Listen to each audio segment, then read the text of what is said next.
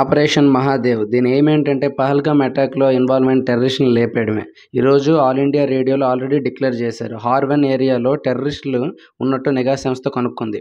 Indian army, Indian spy team చాలా రోజులకి ఇది అబ్జర్వ్ చేస్తూ పహల్గామ్ అటాక్ నుంచి ఎదురు చూస్తున్నారు.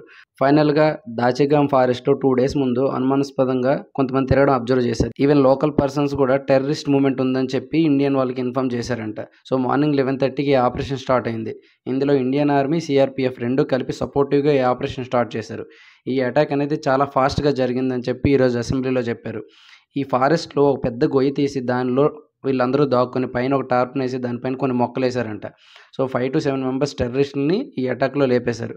ఈ పహల్గామ్ అటాక్ జరిగిన తర్వాత వీళ్ళకి షెల్టర్ ఇచ్చిన వారిని ఆల్రెడీ అరెస్ట్ చేసేశారు.